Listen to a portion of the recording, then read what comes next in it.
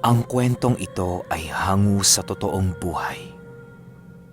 Karanasan ito ng isa sa mga kaibigan ni JR na itago na lang natin sa pangalang Larry. Taong 1985. Kwartero, Capiz.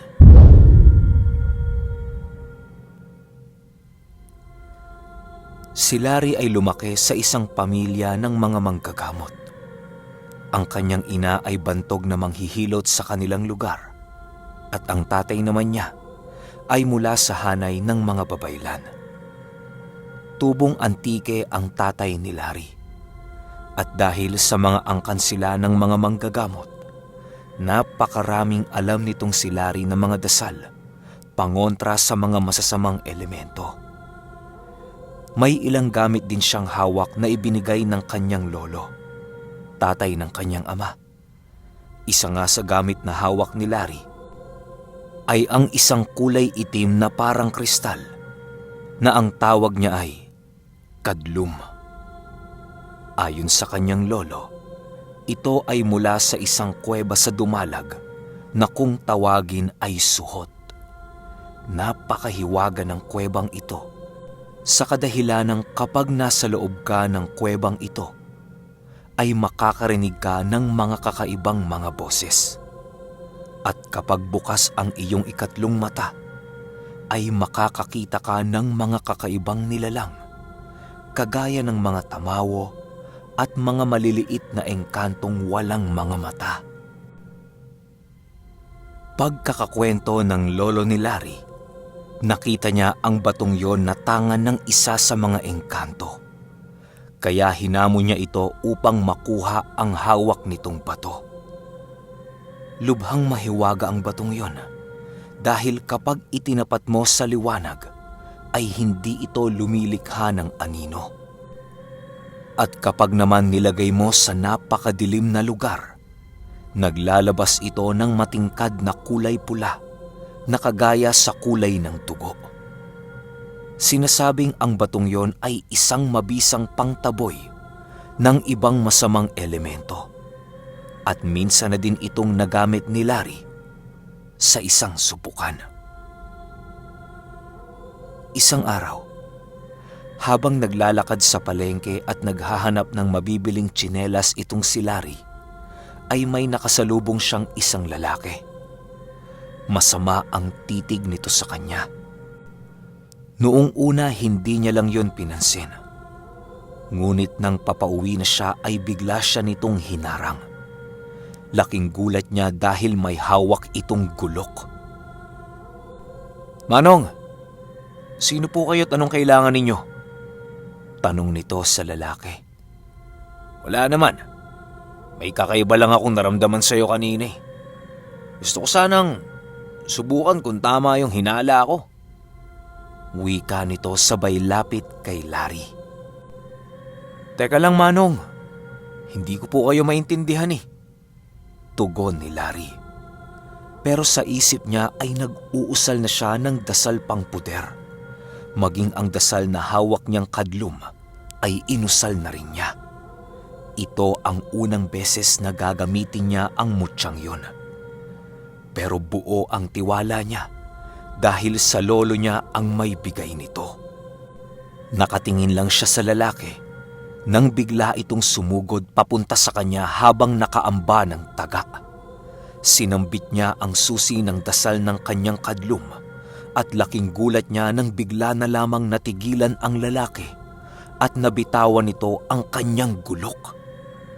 Naninigas ito na tila may kung anong bagay ang nakahawak sa katawan nito. Unti-unti ay namilipit ang kanyang mga kamay na animo ay binabali. "Ayoko sanang labanan ka Manong, pero kung hindi ko gagawin to baka ako naman ang mapahamak eh. Kaya pasensya ka na." Wika ni Larry at tuluyang dumapa sa lupa ang lalaki na wala ng malay.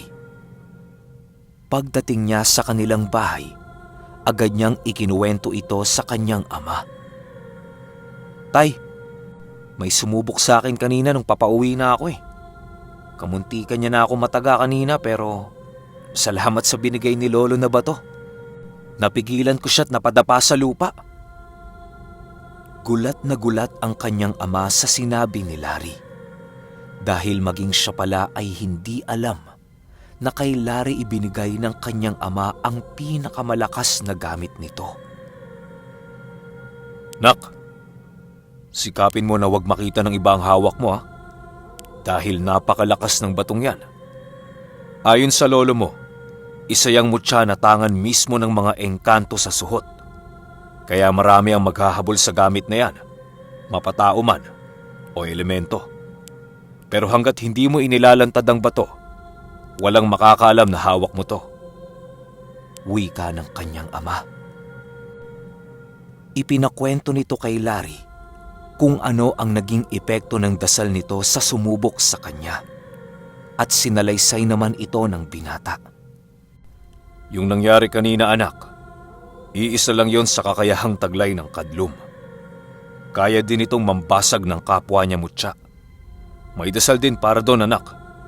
Pero sa tamang panahon ko na ibibigay yun sa'yo. Wika ng kanyang ama. Sinang-ayuna naman ito ni Larry dahil napakalaki ng tiwala niya sa tatay at nanay niya. Lumaki kasi itong si Larry na may disiplina at marunong umunawa ng mga bagay-bagay o sitwasyon. Gayunpaman, itinuro sa kanya ng kanyang ama ang dasal pang proteksyon sa hawak niya at ang dasal na panggamot. Maging ang dasal pang kombate espiritual ng bato ay binigay din sa kanya ng kanyang ama. Maliban sa kadlum, ay may hawak din siyang botelya na naglalaman ng mga sari-saring ugat ng puno. Ito naman ang kanyang ginagamit na pang-detect kung may masamang elemento o aswang sa paligid. Dahil kumukulo ang laman nitong langis sa oras na may malapit na elemento, aswang o maging tao na merong masamang tangka sa kanya. Normal na binata lang kung titingnan itong si Larry.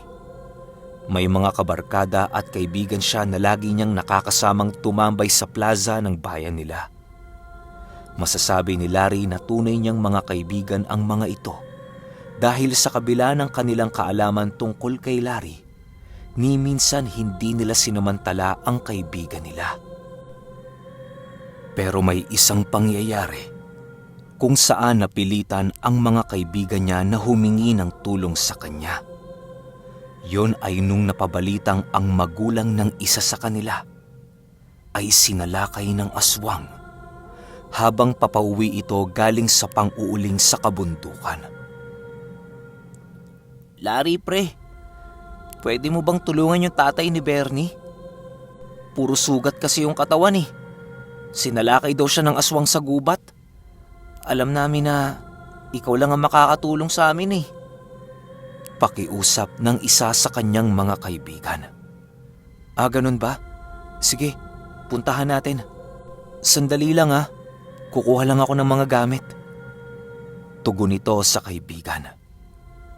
Sumakay sila ng tricycle papunta sa bahay ni Bernie.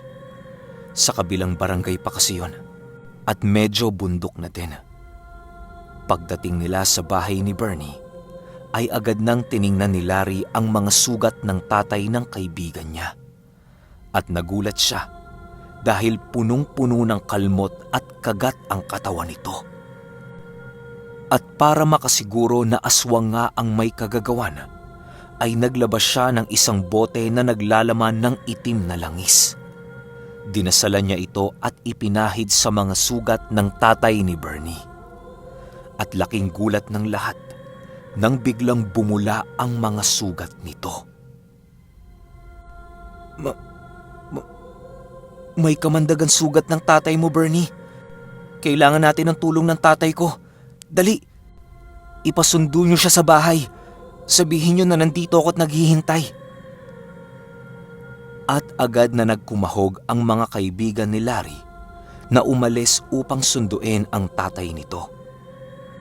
Ilang oras ang lumipas at dumating na nga ang ama ni Larry.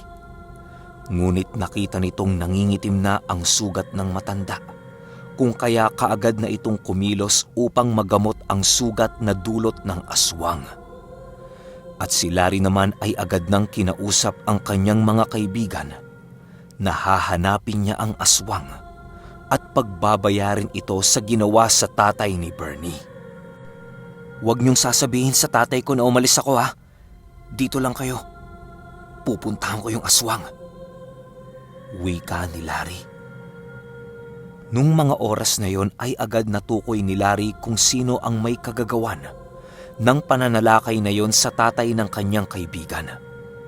Matyaga niyang inabangan ito sa isang maliit na daan sa kabundukan, at pagdaan nito ay kaagad niyang sinunggaba ng taga gamit ang kanyang dinasalang itak. Sa kasamaang palad ay nakaiwas ito at nasakal siya ng nilalang. "Sa palagay mo ba, hindi ko alam na nagtatago ka sa paligid? Napakalakas naman ng loob mo na hamunin ng isang kagaya ko. Wala ka pa sa kalingkingan ng kaalaman ko. Bagito ka pa!" Wika nito sabay tawa ng malakas. Inihagis niya si Larry sa isang puno at agad itong nawalan ng malay. Paggising niya ay nasa harap na niya ang kanyang ama na punong-puno ng dugo ang damit. "Larry, anak, ayos ka lang ba? Gumising ka na!" Alalang tanong ng tatay niya. Bumangon ito at papungas-pungas na nagtanong sa ama. "Tay, nasaan na po yung aswang?" tanong ni Larry. "Wala na, anak. Napatay ko na. Halika na, tumayo ka na dyan at sa bahay ko na ipapaliwanag ang lahat." Wika ng tatay niya habang inaakay siya patayo. At habang naglalakad sila pa uwi, ay nakita nga niya ang isang bangkay ng lalaki na nakahandusay sa daan, at napatunayan niya na tama nga ang hinala niya. Ito din yung lalaking tumambang sa kanya sa palengke. "Tay, siya din po yung taong nanambang sa akin sa palengke," wika nito sa ama. "Alam ko, nak. Hindi yan taga dito. Buti na lang at nasundan kita. Kung hindi, baka tuluyan na lang nilang nakuha ang hawak mong mutya. Sa susunod, anak, mag-iingat ka. Hindi basta-basta ang mga aswang. Sa ngayon, hindi mo pa kayang makipagharap sa kanila. Kaya kailangan mo munang magsanay ng husto," wika ng tatay nito. At dahil nga sa naganap, kahit sa mura niyang edad, ay nagdesisyon ang kanyang ama na ituro sa kanya ang lahat ng mga dasal ng hawak niyang mutya, maging ang mga pamparusang dasal nito. Nung una ay hindi naging madali para kay Larry dahil may mga pagkakataong lumalabas ang dugo sa ilong niya, at minsan naman ay sobrang sakit ng ulo niya sa tuwing nag-uusal siya, at kadalasan ay nanghihina naman ang katawan niya. Ngunit sa pagtagal ay unti-unti niyang nakokontrol ang kakayahan ng hawak niyang mutya. At nang matapos na ang pagsasanay niya, ay napagana na niya ng maayos ang mga dasal ng mutsyang yon. At dahil sa nagagamit na niya ang mutya ng maayos, ipinagkaloob sa kanya ng kanyang ama ang isa pang libreta ng mga dasal. Nagtataglay ito ng mga iba't ibang uri ng mga salitang Latin, pati na din kung para saan ang mga dasal na yon. At sa pinakalikod ng libreta ay may nakita siyang isang dasal na may nakasulat na bali-baliktad na mga letra. Hindi niya maunawaan ang mga ito, kaya agad niyang tinanong ang kanyang ama. "Tay, itong mga dasal na to, para saan po ba to?" Takang tanong nito sa ama. "Nak, isa yan sa mga dasal para sa mutsyang hawak mo. Hindi ko pa naituro sa iyo ang dasal na yan dahil masyadong mapanganib yan." Maaari mong ikapahamak kapag inusal mo ang dasal na yan. Sa ngayon, huwag mo munang bigyan ng pansin ang orasyon na yan. Ituon mo ang atensyon mo sa panggagamot. Wika ng kanyang ama. At ito naman ang sinunod ni Larry. Matagal na panahon niyang ginamit ang kakayahan ng kanyang mutyang makagamot. At ni minsan hindi niya inakalang maaari itong makapinsala. Hanggang sa isang araw, habang nanggagamot si Larry, ay may lumapit na grupo ng mga kalalakihan. Yung isa sa kanila ay may tangang itim na tungkod. Ang isa naman ay napakaraming suot na medalyon. Nandito pa si Berto. Tanong ng isa sa kanila. At mula sa loob ng bahay ay sinabihan ni Larry ang kanyang tatay. Tay, may mga lalaki naghahanap sa inyo. Hindi maganda ang kutob ko sa kanila. Wika ni Larry sa kanyang ama. Ngunit humawak lang ito sa balikat ni Larry at agad ding lumabas. Andito ako. Anong may paglilingkod ko sa inyo? Tanong nito sa mga kalalakihan. Tamang-tama naman na tapos na ang gamutan nung araw na yon. Hanggang alas 5 lang kasi ang pagtanggap nila ng gamutan. Kaya agad nang niligpit ni Larry ang kanilang mga gamit at dumungaw sa bintana upang makita kung ano ang ginagawa ng kanyang ama at ng 3 kalalakihan. Nakatayo lang ang mga ito at walang umiimik. Ang isa sa kanila ay tatawa-tawa lang. Nakatalikod kasi ang tatay niya sa kanya, kaya hindi niya makita ang reaksyon nito. Laking gulat niya nang bigla na lamang napaluhod ang kanyang ama. At pagkaluhod nito ay bumulwak naman ang dugo sa bunganga nito. Pero yung isang lalaki na tatawa-tawa kanina ay bigla na lang ding nangisay at natumba. Dali-daling nagtaas ng depensa si Larry at lumabas ng bahay. Pagdating niya malapit sa kanyang ama, agad naman siyang pinigilan nito. Larry! Diyan ka lang! Huwag kang lalapit!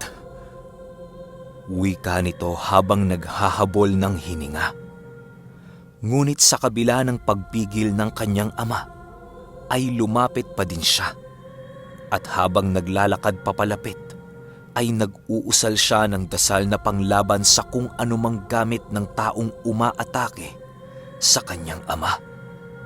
Laking gulat ng isa sa mga kalalakihan nang bigla na lamang naputol ang hawak niyang itim na tungkod. Dahilan para ibaling niya ang kanyang tingin kay Larry. Ngunit sobrang bilis ng pag-iisip ni Larry at agad siyang nakapag-usal ng isang dasal para sa kanyang mutya. Ang dasal ng pambasag ng gamit. Napaatras ang mga kalalakihan at alam ni Larry na gumana ang dasal na ibinato niya. Sa palagay niyo makakatakas kayo? Pagbabayaran niyo ang ginawa niyo sa tatay ko! At inusal ni Larry ang dasal na pangparusa ng kanyang mutya. Habang naglalakad ito papunta sa kanyang mga kaaway, unti-unting napapaluhod ang mga kalalakihan. At nagdurugo ang mga mata, ilong at tenga ng mga ito. At dahil sa nanggigil na si Larry, hindi na niya napigilan ang kanyang sarili. Tuluyan niyang binali ang leeg ng lalaking tadtad ng medalyon sa katawan. At ang dalawa naman ay gumagapang papalabas ng bakura nila. Sinundan niya ang mga ito at pinagtataga. Tinadtad niya ng mga taga ang mga ito hanggang sa narinig niya ang sigaw ng kanyang ama. Larry anak! Tama na yan! Huwag mong hayaang kainin ka ng kapangyarihan ng kadlom! Napatigil si Larry at agad na nilingon ang kanyang ama. Pero tay, sila ang nauna. Wala tayong ginagawa sa kanila. Mangiyak-ngiyak na tugon nito sa kanyang ama. at napagtanto nito na tama ang sinabi ng kanyang anak. Kaagad niya itong nilapitan at inakay papasok. Pagkaupo ng mag-ama sa loob ng bahay, ay kaagad na ipinaliwanag ng tatay niya ang pakay ng 3 kalalakihan. Anak, ang mga taong yun, ang iilan sa mga taong naghahabol ng kapangyarihan ng kadlum. Matagal na nila itong ninanais na makuha dahil sa taglay nitong kapangyarihan. Matagal din itong inalagaan ng iyong lolo at ipinagtanggol sa lahat ng nais kumuha nito sa kanya. Dahil kapag ito ay napasakamay ng mga masasamang elemento, sigurado akong may hindi magandang magaganap sa mundong ginagalawan natin. Wika ng kanyang ama. Napakaraming tanong sa isipan ni Larry.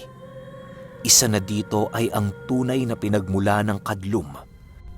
Dahil ang kaalamang ibinigay sa kanya ng lolo niya ay hapaw at kulang. Kung ihahambing sa totoong kwento, kung paano ito nakuha ng kanilang pamilya. Kaya minabuti ng dalhin ni Mang Berto ang kanyang anak sa pinagmula ng mutya upang ito na din mismo ang tumuklas ng tunay na pinagmula ng kadlum na hawak niya. Kinabukasan, kaagad silang nagtungo sa isang kuweba sa Dumalag na kung tawagin ay suhot. Isa itong uri ng napakalaking bukal na nung mga panahong yon ay bumubuluwak pa ang tubig. At sa bandang itaas ng bukal ay merong isang malaking kuweba. Anak, ito ang kuweba ng suhot. Ang kuweba kung saan nakita ng iyong lolo ang kadlum. Hindi ba marami kang katanungan tungkol sa mutya? Ngayon, masasagot ang mga tanong mo. Pumasok ka sa loob ng kuweba. Ngunit isang bagay lang ang ihahabiling ko sa iyo. Kahit na anong mangyari, wag na wag kang mag-uusal ng kahit na anong dasal. Hayaan mo na ang mutya mo ang magprotekta sa iyo. Okay, grabe, episode 1 pa lang nakakakilabot na. Pero guys, sad to say, 2 eps lang to. Yung part 2 ilalapag ko na kagad. Kung gusto nyo makita yung suhot, panoorin nyo hanggang dulo ng video. Kasi gumawa ko ng research, talagang legit yung suhot na kuweba dito sa Capiz. Kaya lalagay ko sa dulo ng video yung ilang pictures ng suhot. Yun lang, kita-kits tayo sa part 2. Salamat.